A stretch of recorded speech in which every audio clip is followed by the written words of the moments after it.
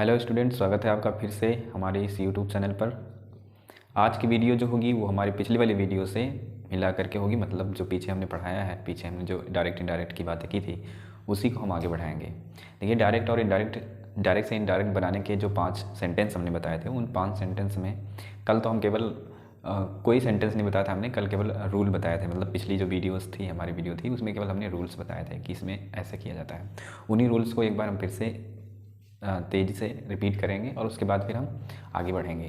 देखिए, हम ऐसे ही बता देते हैं पहले आप लोगों को कि समझ लीजिए सेंटेंस को ध्यान से, कि जो डायरेक्ट से इनडायरेक्ट बनाने के जो रूल्स हैं वो इस प्रकार हैं कि पहले हमको ये पता होना चाहिए कि जो प्रेजेंट टेंस हमने पहले बात करी थी कि जो हमारा रिपोर्टिंग वर्ब और रिपोर्टेड स्पीच होता है वो क्या चीज़ होती है। रिपोर्टिंग वर्ब किसे कहते हैं? जो इन्वर्टेड कामा के बाहर होता है उसे रिपोर्टिंग वर्ब बोलते हैं, और इन्वर्टेड कामा के अंदर जो सेंटेंस होता है उसे रिपोर्टेड स्पीच बोला जाता है। ये तो हमको पता होना चाहिए, ठीक है। दूसरी बात हमें ये पता होना चाहिए कि जो कंजंक्शन है वो कहाँ लगता है। तो कंजंक्शन पांचों सेंटेंस में अलग अलग लगेंगे, मतलब जैसे सेंटेंस होंगे वैसे कंजंक्शन लगेंगे, ठीक है। और हमने बात की थी कि कैसे सेंटेंस चेंज होंगे अगर रिपोर्टिंग वर्ब यानी कि कामा इन्वर्टेड कामा के बाहर जो वाक्य हैं वो रिपोर्टिंग वर्ब अगर प्रेजेंट टेंस और फ्यूचर टेंस में है तो रिपोर्टेड स्पीच के टेंस में कोई परिवर्तन नहीं होगा। ये हमें याद रखना है। जैसे हम एक वाक्य को लिख कर दिखाते हैं कि लिखा है ये वाक्य, he said comma inverted comma you are a doctor, ठीक है। ये सेंटेंस अगर हम देखें तो इस सेंटेंस में देखिए ये जो वाक्य है ये इन्वर्टेड कामा के अंदर बंद है, तो हम कहेंगे कि ये रिपोर्टेड स्पीच है। और ये जो वाक्य है ये रिपोर्ट कामा इन्वर्टेड कामा के बाहर है, तो इसे हम कहेंगे रिपोर्टिंग ये वर्ब है। अगर रिपोर्टिंग वर्ब प्रेजेंट में होगी और फ्यूचर में होगा तो इधर कोनो परिवर्तन हमको नहीं करना है। लेकिन यहाँ पर देखो सेड लिखा है, तो सेड लिखा है तो हमको पता है कि सेड क्या है। सेड से का सेकेंड फॉर्म है, यानी कि क्रिया का दूसरा रूप है, जिसे हम पास्ट पार्टिसिपल भी कहा करते हैं। तो ये पास्ट पार्टिसिपल नहीं याद रखना, हमको वर्ब के 3 फॉर्म पते होने चाहिए, first form, second form and third form. तो सेकेंड फॉर्म किस में लगता है? तो ये लगता है पास्ट के इंडिफिनिट टेंस में, हमें पता है, ठीक। तो ये सेड जो है, ये सेड क्या है? से का सेड पास्ट फॉर्म है, ठीक है, सेकेंड फॉर्म है। तो जब ये पास्ट फॉर्म है नहीं सेकेंड फॉर्म है तो हम कह सकते हैं कि ये पूरा वाक्य ही हमारा हो गया पास्ट टेंस। तो ये पास्ट है तब इधर तो चेंज किया जाएगा। इज एम आर है तो ये वा जबर हो जाएगा, हैज हैव होगा तो हैड हो जाएगा, और अगर विल है तो वुड हो जाएगा, सैल है तो शुड हो जाएगा, कैन है तो कुड हो जाएगा। तो जितनी भी हेल्पिंग वर्ब्स हैं वो सारी चेंज होंगी। प्रेजेंट जो टेंस होंगे वो सारे फ्यूचर पास्ट में हो जाएंगे। जैसे हमने बात करी थी कि अगर पास्ट इंडिफिनिट टेंस होगा ये वाला तो ये चेंज होगा पास्ट, सॉरी प्रेजेंट इंडिफिनिट होगा तो पास्ट इंडिफिनिट में चेंज होगा, प्रेजेंट कंटिन्यूअस होगा तो पास्ट कंटिन्यूअस में चेंज होगा। ऐसे ही प्रेजेंट परफेक्ट होगा तो वो पास्ट परफेक्ट में चेंज होगा, और अगर प्रेजेंट परफेक्ट कंटिन्यूअस है तो वो पास्ट परफेक्ट कंटिन्यूअस में चेंज होगा। कहने का सीधा सा मतलब अगर हमें टेंस पता है तब क्लियर हो जाएगा, अगर टेंस नहीं पता है तब तो प्रॉब्लम तो हो सकती है, ठीक। और फिर भी अगर हम ओवरऑल टेंस भी नहीं पता है तो हम थोड़ा सा हमें ज़्यादा मेहनत करनी पड़ेगी। जैसे हमने बताया कि जो इज या एम या आर होगा, ये इज एम आर जो होंगे ये चेंज होंगे वाज या वर में, ये पता होना चाहिए हमें। हैज है तो ये चेंज हो जाएगा किसमें? हैड में। लेकिन कब चेंज होगा? ध्यान ये रखना कि यहाँ पास्ट हो यानी कि सेड हो। हैड सेड भी अगर होगा तब को हमको पता है, जैसे ही हैड सेड तो यहाँ वर्ब की थर्ड फॉर्म लिखिए, ये पास्ट है, मतलब पास्ट परफेक्ट टेंस है ना, तो इससे ही हमको पता चलता है कि ये पास्ट है और चेंज हमको करना है, ठीक। जैसे विल है तो विल को चेंज हम किस में करते हैं? वुड में, जो कि हम पिछले वाली क्लास में बता चुके हैं, ठीक। तो ढेर सारी चेंजें होंगी। जैसे दिस है तो दिस कहे में चेंज होता है तो दैट में चेंज हो जाता है, ठीक है। हियर जो है ये चेंज हो जाता है किस में? देयर में चेंज हो जाता है, ठीक। जस्ट का जो है वो चेंज हो जाता है देन में। एगो अगर कहीं शब्द दिया है तो ये चेंज हो जाता है बिफोर में, ठीक। ऐसे ढेर सारी चेंजिंग होती हैं जो आगे आगे हम करते जाएंगे और समझते जाएंगे। तो ज़्यादा इस वीडियो को हम ज़्यादा लंबा नहीं करेंगे, हम ऐसा करते हैं छोटी छोटी करके वीडियोस को, पांचों सेंटेंस को अलग अलग वीडियोस में बना करके डाल देते हैं, ठीक है। तो आज हम आपको बताएंगे असर्टिव सेंटेंस का इनडायरेक्ट स्पीच, ठीक है। ओके, ये रूल्स जो हम बता रहे हैं सारे रूल्स हमें याद होने चाहिए। नहीं है याद तो इसे याद कर लीजिए, क्योंकि बिना इसके हम कर नहीं सकते, ठीक है। रूल्स तो पता ही होने चाहिए। ओके, चलिए हम स्टार्ट करते हैं अपना पहला सेंटेंस जो कि है assertive sentence. Okay, assertive sentence, assertive sentence का इनडायरेक्ट स्पीच। अब पहले हम समझते हैं कि ये असर्टिव सेंटेंस होता क्या है।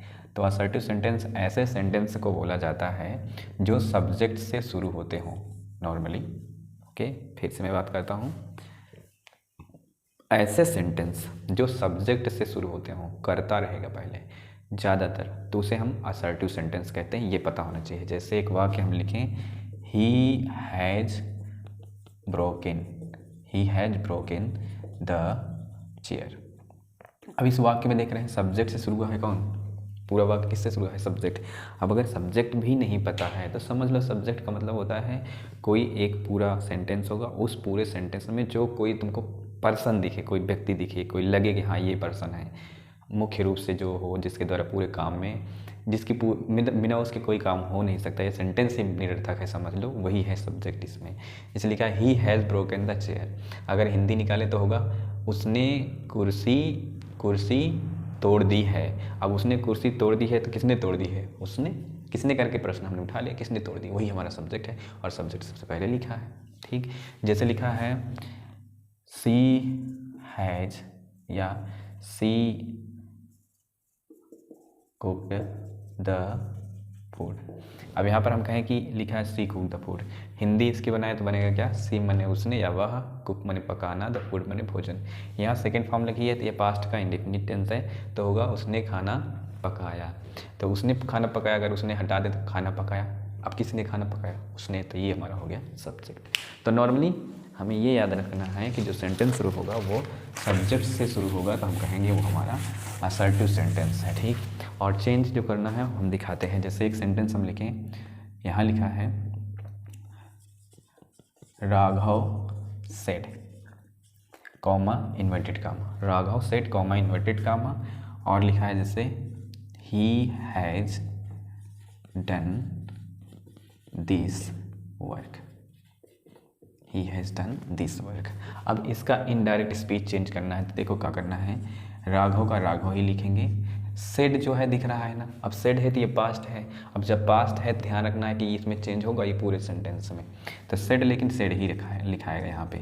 सेड का सेड क्यों लिखाएगा, क्योंकि यहाँ पर देखो थोड़ा सा हमें ध्यान ही रखना है कि सेड के बाद अगर ऑब्जेक्ट आया है, जैसे आगे सेंटेंस में दिखा रहा हूँ, जैसे लिखा है Suman said to me comma inverted comma you do not know me. Okay, यहाँ पर देखते हैं, यहाँ देखो सेट के बाद टू आया है, यहाँ सेट के बाद टू नहीं आया है। जब सेट के बाद कुछ ना आए तो हम सेट को सेट ही रखेंगे, इसमें कोनो परिवर्तन नहीं करेंगे। कॉमा इन्वर्टेड कामा है, असर्टिव सेंटेंस है, कल हमने इस पर बात की थी।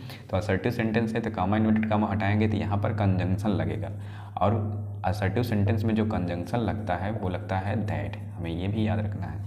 तो ये कॉमा इन्वर्टेड कामा हटेगा यहाँ से, और यहाँ पर यूज किया जाएगा दैट। ओके, फिर आ जाएंगे यहाँ पर, हम ही लिखा है, हमने कल बताए थे कि ही जो है वो कौन सा पर्सन है, तो ही है थर्ड पर्सन।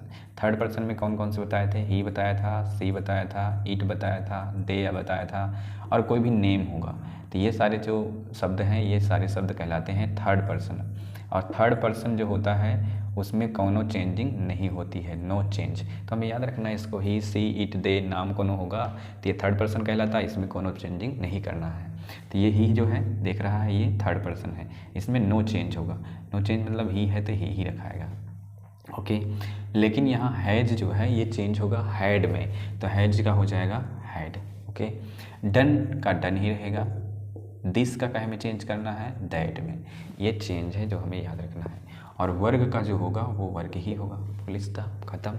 अब इसको कैसे करना है, तो इसको सेम वैसे ही देखिए, आसान है। अब यहाँ पर देखते हैं सुमन जो लिखा है तो सुमन का सुमन ही होगा। ओके, और सेड के आगे टू लगा है तो सेड के आगे अगर टू लिखा है, यहाँ असर्टिव सेंटेंस है, दिख रहा है ना, सब्जेक्ट से शुरू हो रहा है, तो ये हमारा सेट जो है वो चेंज हो जाएगा किसमें, टोल्ड में। ये बात याद रखनी है हमें कि अगर सेट के आगे ऑब्जेक्ट नहीं आया है, ऑब्जेक्ट अगर नहीं आया है तब सेट का सेट ही रखेंगे, और सेट के आगे अगर ऑब्जेक्ट मतलब टू समझ लो, अगर टू नहीं आया है तो हम सेट का सेट रखेंगे, और टू आ गया है तो सेट का स्थान पर टोल्ड हो जाएगा। ये दोनों का स्थान टू हो टोल्ड हो गया, और मी का मी ही रहेगा। ये कॉमा इन्वर्टेड कामा के स्थान पे क्या हो जाएगा, तो कॉमा इन्वर्टेड कामा के स्थान पे हो जाएगा दैट। ओके, फिर आ जाते हैं यहाँ पर, हमने ये भी बताया था ना, इन कंजंक्शन क्या लगाना है, दैट लगाना है। यू कौन सा पर्सन है, तो यू है सेकंड पर्सन, और सेकंड पर्सन चेंज होता है ऑब्जेक्ट के अकॉर्डिंग। यू जो है वो कौन सा पर्सन है, सेकंड पर्सन है, और ये चेंज होता है किसके अनुसार, तो ऑब्जेक्ट अनुसार। और ये जो ऑब्जेक्ट होगा, ये ऑब्जेक्ट हमारा रिपोर्टिंग वर्ब का होगा। ये पूरे रिपोर्टिंग वर्ब यहाँ से यहाँ तक कहलाती है ना। तो यहाँ जो मी है ये है इस पूरे रिपोर्टिंग वर्ब का ऑब्जेक्ट। ये है सब्जेक्ट, ये है वर्ब, ये है ऑब्जेक्ट। अब ये मी जो है ये यहाँ आ जाएगा, लेकिन हमें ये ध्यान रखना है, केस भी हमें याद रखना है। ठीक है, 3 केस होते हैं। एक सब्जेक्टिव केस होता है जिसे नॉमिनेटिव केस भी कहते हैं, एक ऑब्जेक्टिव केस होता है, और एक तीसरा पजेसिव केस होता है। जैसे हम कहें कि ही जो है ये क्या है, तो ही है सब्जेक्टिव केस में। ही का ऑब्जेक्टिव केस जो बनेगा वो क्या बनेगा, तो इसका बनेगा हिम। और ही का पजेसिव केस जो है वो क्या बनेगा, तो पजेसिव केस जो बनेगा ये बनेगा हिज। ठीक है, वैसे आई का क्या बनेगा, ऑब्जेक्टिव केस में मी बनेगा, और इसका पजेसिव केस कौन सा होता है, माई होता है। तो हमें यही ध्यान रखना। ये भी देख लेते हैं, यू का ऑब्जेक्टिव केस जो होगा ये यू ही होगा, और पजेसिव केस जो होगा वो होगा योर। ठीक, तो यहाँ पर समझते हैं, देखिए फिर से आ जाते हैं। यहाँ तक काम हो गया, कामा इन्वर्टेड कामा के स्थान तक। यू है सेकंड पर्सन, चेंज होगा ऑब्जेक्ट के अनुसार। ऑब्जेक्ट इसमें क्या है, मी, तो मी को ला करके यहाँ रखेंगे, लेकिन ये हो जाएगा गलत। क्यों, क्योंकि ये सब्जेक्ट में रखा हुआ है, तो यू सब्जेक्ट में रखा है यहाँ, तो लेकिन हमें मी तो ऑब्जेक्ट है यहाँ पर, है ना, तो हमें मी को यहाँ पर लाना है तो सब्जेक्ट के रूप में लाना है, क्योंकि यहाँ पर सब्जेक्ट रूप में लिखा है। तो मी नहीं लिखेंगे, मी का सब्जेक्टिव केस क्या बनता है, तो आई बनता है। तो यहाँ हो जाएगा मेरा आई। ये डू नॉट जो है आगे चेंज होगा, डू जो चेंज होता है वो डिड में चेंज होता है, हमें पता होना चाहिए। नॉट का नॉट होगा, और नो का नो ही रहेगा। मी फिर से आ गया है ना। मी कौन सा पर्सन है, फर्स्ट पर्सन है, और फर्स्ट पर्सन किसके आधार पर चेंज होता है, सब्जेक्ट के आधार पर। सब्जेक्ट यहाँ पर कौन है, सुमन है। तो यहाँ पर हम मी के स्थान पर यहाँ मी नहीं लिखना है, हमको क्या लिखना है, सुमन लिखना है, और ये हो जाएगा गलत, है ना। मतलब मेरा कहने का है, ध्यान से सुनो। ये मी जो है यहाँ पर, ये देखो सब्जेक्ट है, ये है हेल्पिंग वर्ब, और ये है हमारा वर्ब, और ये है ऑब्जेक्ट। तो जब यहाँ ऑब्जेक्ट मी रखा है, तो सुमन का भी हमको क्या रखना होगा, ऑब्जेक्ट में ही रखना होगा। तो यहाँ पर हम रख देंगे, सॉरी ऑब्जेक्टिव केस रखना होगा किसका, सुमन का। तो कोनो भी नाम होता है फीमेल का अगर है, तो इसका ऑब्जेक्टिव केस बनता है, ऑब्जेक्ट केस जो बनेगा वो बनेगा क्या, हर बनेगा। तो यहाँ हो जाएगा फुल स्टॉप। इस तरीके से हम छोटे छोटे जो सेंटेंसेस हैं, इन छोटे सेंटेंसेस का हम करते हैं डायरेक्ट से इनडायरेक्ट।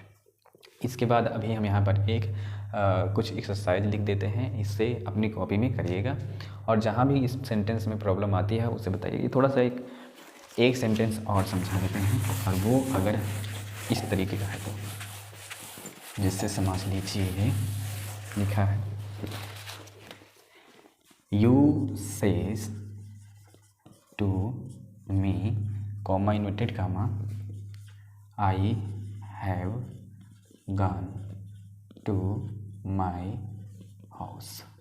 ओके, ठीक है, दिख रहा है कि नहीं दिख रहा है, ये चेक कर लेते हैं। ठीक है, दिख रहा है। देखिए, you says to me I have gone to my house. अब इसका कैसे करना है, यहाँ इन्वर्टेड कामा को क्लोज करते हैं। तो देखिए, यू का तो यू ही रखना है, हमें ध्यान रखना है।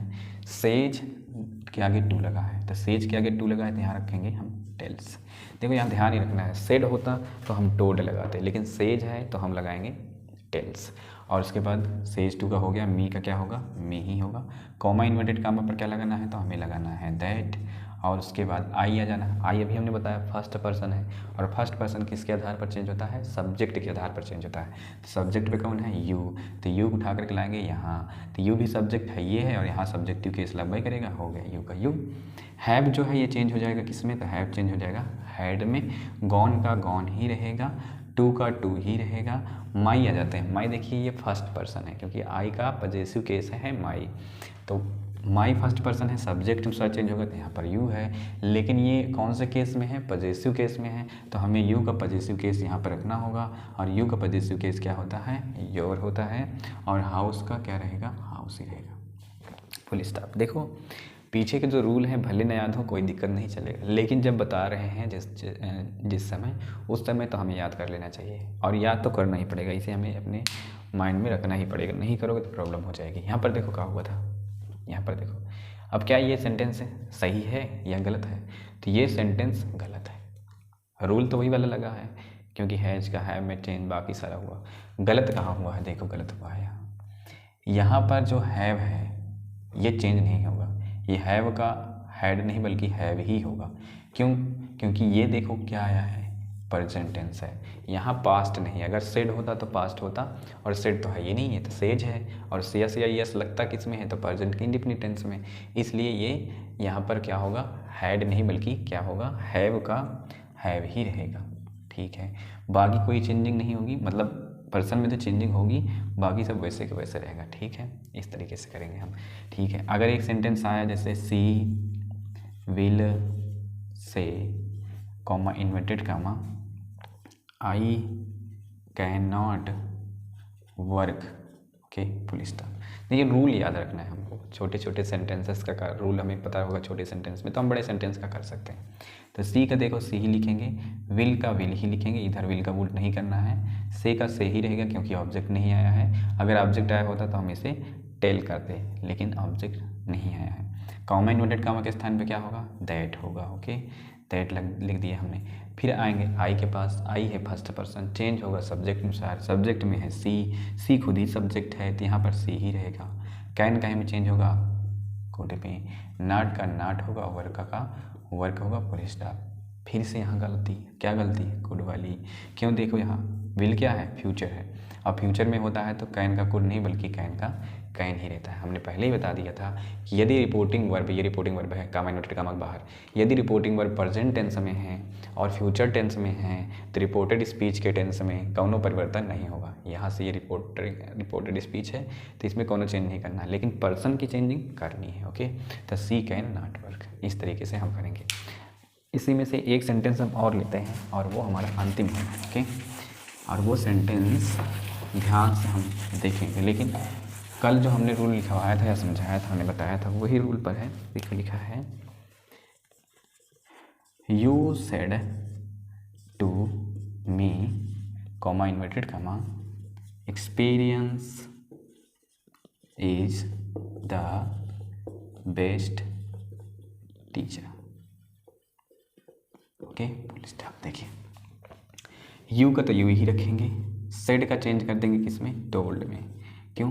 क्योंकि यहाँ पर टू आया है ना, ऑब्जेक्ट आया है, तो सेड का क्या में चेंज करेंगे, टोल्ड में। और मी का मी रहेगा, कॉमा इन्वर्टेड कामा के स्थान पे क्या होगा, दैट होगा। अब ठीक है, अब यहाँ देखते हैं experience is the best teacher लिखा है, अनुभव ही एक अच्छा अध्यापक होता है या है।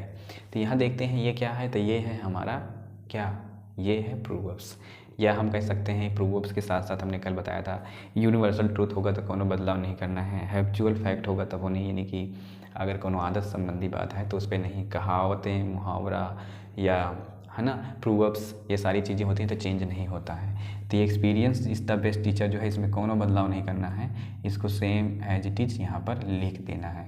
Experience is the best teacher. देखो नॉर्मली गलती हमारी कहाँ पर होती, गलती कहाँ होती, यहाँ पर। इज का हम तुरंत वाच करते क्योंकि हमको बताया गया है रूल, लेकिन नहीं, कुछ अपवाद हैं, ठीक है, एक्सेप्शंस हैं, उन एक्सेप्शंस का हमको भी ध्यान रखना है। तो हो जाएगा you told me that experience the best teacher. Okay, इस तरीके से हम असर्टिव सेंटेंस का जितने भी टाइप था हमने आपको दिखा दिया है। कुछ अन्य टाइप्स जो होंगे उनकी भी बातें हम कर लेंगे आगे अगर होंगे तो। कल हम नेक्स्ट डे हम इंट्रोगेटिव सेंटेंस की बात करेंगे, उसको कैसे चेंज किया जाता है, या अगली वीडियो जो हमारी होगी उसमें हम बात करेंगे। ठीक है, यहाँ पर अभी हम एक एक्सरसाइज लिख दे रहे हैं और उसे कॉपी में करने की कोशिश करिएगा। ठीक है, आज के लिए बस इतना ही। ठीक है, धन्यवाद।